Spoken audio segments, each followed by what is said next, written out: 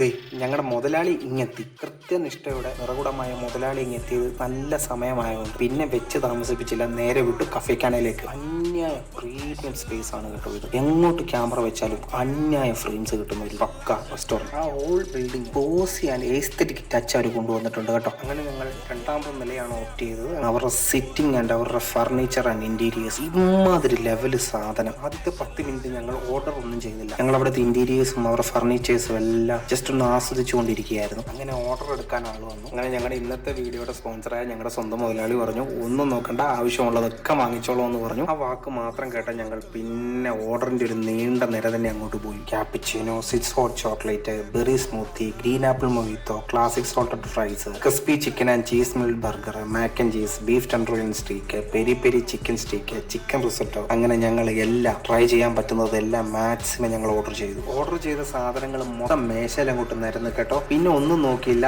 വെട്ടും കൊത്തുമായിട്ട് ഞങ്ങൾ പിന്നെ ഞങ്ങളുടെ പണിപ്പുരയിലോട്ട് അങ്ങോട്ട് കയറി. അങ്ങനെ ഒരു വൻ ആക്രമണത്തിന് ശേഷം കാണുന്ന ഒരു വ്യൂ ആണ് കേട്ടോ ഇത്. അങ്ങനെ ബാക്കി വന്ന സ്മൂത്തീസും തിക് ഷേക്സും ക്യാപ്പിച്ചീനോസും മൊയ്ത്തോയും എല്ലാം കുടിച്ച് വയറൊന്ന് തണുപ്പിച്ചതിന് ശേഷം ഞങ്ങൾ അവിടെ നിന്ന് ഇറങ്ങി. ഇന്ന് ഞങ്ങൾ അവിടെ കഴിച്ച ഫുഡുകളിൽ ഏറ്റവും നന്നായി ഞങ്ങൾക്ക് 4 പേർക്കും ഇഷ്ടപ്പെട്ടത് peri peri chicken stick. And guys, it's very catchy.